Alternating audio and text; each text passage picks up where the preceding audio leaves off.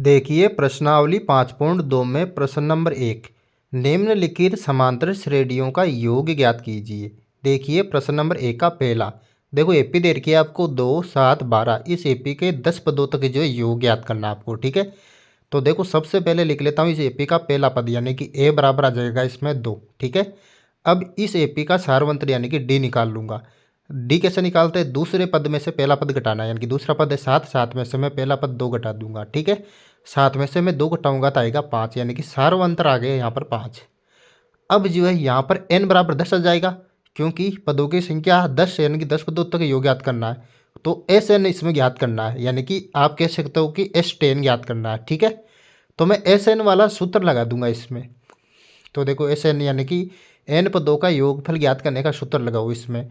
S N का जो सूत्र होता है वो होता है एन बटावा 2 ब्रैकेट 2a प्लस कोष्टक n माइनस 1 और कोष्टक बंद और डी और ब्रैकेट में इसको जो है यहाँ पर क्लोज कर दूंगा।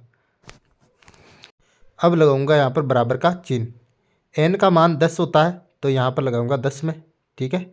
और बटे हुए के अंदर आ जाएगा 2 और कोष्टक आ जाएगा 2 की जगह 2 और ए की जगह आ जाएगा 2, क्योंकि ए का मान 2 है ना। तो 2 प्लस का चिन्ह कोष्टक n की जगह 10 है, 10 पद है तो 10 माइनस का 1 और कोष्टक यहाँ पर आ जाएगा डी की जगह आ जाएगा 5। तो ये आ गया यहाँ पर 5, ठीक है। और ब्रैकेट में यहाँ पर क्लोज कर दूंगा। अब बराबर का चिन्ह, तो ये बराबर का चिन्ह।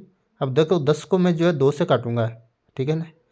10 को 2 से काटूंगा तो 5 कोष्टक 2 को 2 से गुणा करूंगा तो 4 प्लस 10 को 10 में से माइनस करूंगा 1 तो यहाँ पर आ जाएगा 9, ठीक है। और कोष्टक यहाँ पर आ जाएगा 5। ब्रैकेट में इसको क्लोज करो। अब बराबर का चिन्ह लगाओ, ठीक है।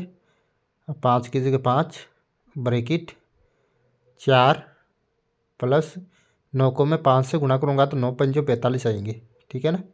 तो ये आ गया 45 और ब्रैकेट में इसको क्लोज कर दूंगा। बराबर का चिन्ह, तो ये आ गया बराबर का चिन्ह 5 और ब्रैकेट 45 और 4 को मैं जोड़ूंगा तो यहाँ पर आएंगे 49। अब देखो मैं 5 को 49 से यहाँ पर गुणा कर दूंगा, ठीक है ना। करो देखो यहाँ पर बराबर का चिन्ह 5 को 49 से गुणा करो तो आएंगे मेरे पास 245 यहाँ पर, ठीक है। तो यहाँ पर जो है 10 पदों का जो योगफल है वो 245 आ जाएगा। इस प्रकार आपको हल करना है।